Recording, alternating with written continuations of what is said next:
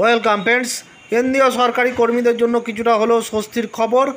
আজকেই বিজ্ঞপ্তি প্রকাশিত হয়েছে। কি সেই বিজ্ঞপ্তি, কি সেই স্বস্তির খবর জানতে ভিডিওটি দেখুন, শেয়ার করুন, চ্যানেল তোলালে সাবস্ক্রাইব করুন। দেখুন কী বলা আছে, extension of cut off date for exercising option under unified pension scheme, অর্থাৎ ইউপিএস ইউনিফাইড পেনশন স্কিম নতুন চালু হয়েছে 1 এপ্রিল 2025 থেকে।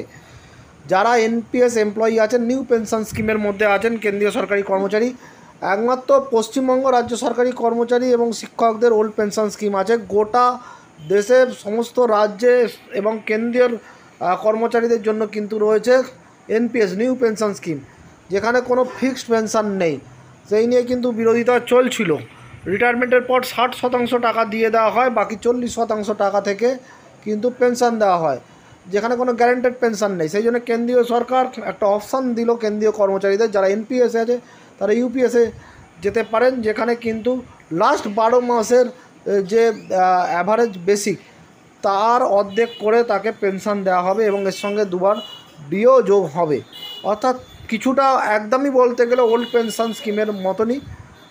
সেই জন্য কিন্তু এই অপশান দেওয়া হয়েছিল 30শে জুন পর্যন্ত।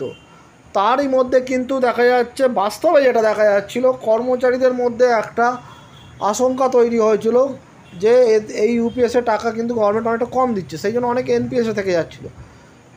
ম্যাক্সিমাম এমপ্লয়ি দেখা যাচ্ছিলো যে চেঞ্জ করছিল না, হয়তো সেই কারণেই হয়তো ডেট বাড়ানো হয়েছে, অথবা ডিসিশন নিতে পারছে না গভর্নমেন্ট এমপ্লয়িরা। ফলে সেই ডেট বাড়িয়ে কিন্তু যেটা করা হলো 30শে জুন থেকে 30শে সেপ্টেম্বর পর্যন্ত করা হয়েছে। সেই ডেট কিন্তু করা হয়েছে, যথেষ্ট গুরুত্বপূর্ণ।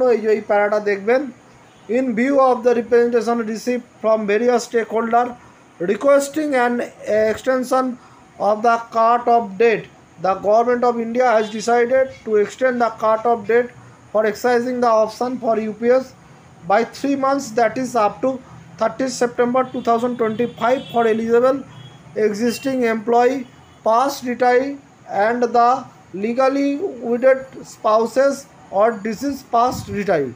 তাহলে দেখলেন যে সমস্ত স্তরের এমপ্লয়ীদের ক্ষেত্রে কিন্তু 3 মাস ডেট বাড়ানো হলো, অর্থাৎ 30শে সেপ্টেম্বর করা হলো লাস্ট ডেট। অনেকটাই স্বস্তি। এবারে অনেকে চিন্তাভাবনা করে ডিসিশন নিতে পারবেন যে তারা এনপিএসে থাকবেন কি ইউপিএসে যাবেন। ধন্যবাদ।